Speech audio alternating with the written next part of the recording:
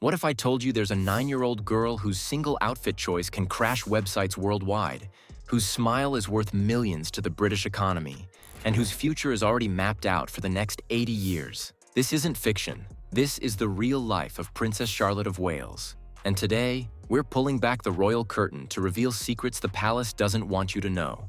Let's start with a mind-blowing fact. Princess Charlotte isn't just wealthy. Economists estimate her brand value at over £3 billion. Yes, you heard that right. A child who can't even sign her own checks is worth more than most Fortune 500 CEOs. But here's where it gets interesting. Unlike her brothers, Charlotte holds a unique position in royal history. Thanks to a law change in 2013, she's the first British princess who won't lose her place in line to the throne to a younger brother. She's currently third in line, right after her father William and brother George. This means Charlotte isn't just another royal child. She's a revolutionary figure in a 1,000-year-old institution, and the palace knows it. Every morning, Charlotte wakes up in apartments at Kensington Palace that most of us couldn't even afford to tour. We're talking about 20 rooms, private gardens, and staff quarters that have housed royalty since the 1600s. But here's the twist. Her parents deliberately chose the modest apartment.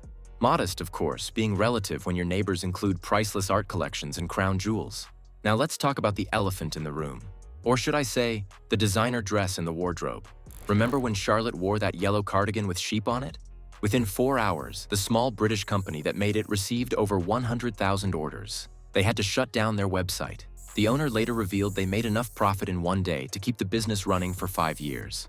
This is the Charlotte effect, and it's more powerful than any Instagram influencer could dream of. Fashion experts estimate that Charlotte's wardrobe choices influence over £200 million in sales annually. But here's the insider secret. Every outfit is strategically chosen. Palace sources reveal there's actually a team whose job is to select Charlotte's public wardrobe. They balance British brands with international designers, always ensuring she looks relatable yet royal. It's psychological warfare through Peter Pan collars and Mary Jane shoes. And get this, Charlotte already has access to Princess Diana's jewelry collection. While other kids are playing with costume jewelry, Charlotte has real diamonds waiting in a vault. She's been spotted wearing a horseshoe brooch worth more than most people's houses, gifted by the late Queen Elizabeth. Let's talk about school, because Charlotte's education isn't what you think it is. At Lambrook School, where tuition costs more than the average UK salary, Charlotte isn't just learning math and science. She's being groomed for global leadership. While your kids might take Spanish as a second language, Charlotte is learning Mandarin, Spanish, and French. But here's what they don't advertise. Charlotte receives special constitutional lessons. At age 9, she's already studying the legal framework of the monarchy, diplomatic protocol, and the Commonwealth structure. There's literally a curriculum designed specifically for her role as a future senior royal. Her day includes morning regular academics. With a twist, her history lessons focus heavily on royal lineage. Midday, etiquette training disguised as lunch period. Afternoon, ballet, horse riding, and tennis. All traditional royal pursuits. After school, private tutoring in public speaking and media training. One teacher, speaking anonymously, revealed that Charlotte once asked why she had different homework from her classmates. The answer? She doesn't. She just has additional homework that prepares her for a job she never applied for. Behind closed doors, palace insiders paint a very different picture of Charlotte than the composed princess we see in public. She's reportedly the boss of her brothers. Prince George, despite being older, often defers to Charlotte's stronger personality. Staff have nicknamed her Warrior Princess because of her fearless attitude. But here's the fascinating part. Charlotte is being deliberately raised with what royals call controlled normalcy. She does her own chores. Yes, even making her bed in a palace. Has screen time limits, and reportedly gets the same pocket money as her brothers, about £10 a week. Yet this normal childhood includes weekend trips to Balmoral Castle, 50,000 acres of private Scottish estate, holidays on private islands, birthday parties where the guests include European royalty, a personal security detail that costs £2 million annually. The contradiction is intentional. William and Kate are trying to raise a princess who can relate to common people while living a life that's anything but common. Here's where things get almost dystopian. Charlotte's entire life trajectory is already mapped out by palace strategists. By 18, she'll likely attend either Oxford or Cambridge.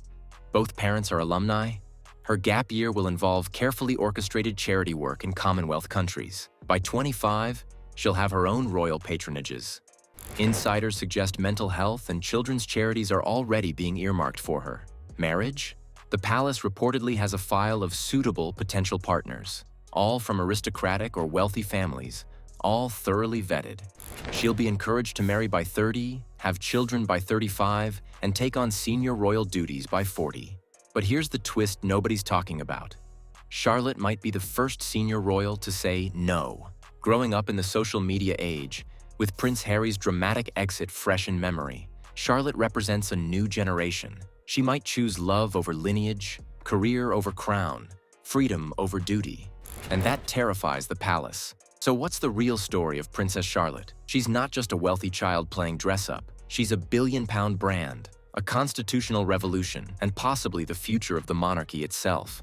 Every outfit is a statement, every appearance is calculated, and every smile is worth millions. But she's also a 9-year-old girl who loves horses, bosses around her brothers, and doesn't fully understand why photographers follow her to school. Princess Charlotte represents the ultimate paradox. Unimaginable privilege wrapped in the illusion of normalcy. Ancient tradition colliding with modern values. A little girl carrying the weight of a 1,000-year institution on her tiny shoulders. The question isn't whether Charlotte will change the monarchy. It's whether the monarchy will survive Charlotte's generation unchanged. What do you think? Is Princess Charlotte the future of the royal family, or its last princess in the traditional sense? Let me know in the comments below, and don't forget to subscribe for more royal revelations the palace doesn't want you to know.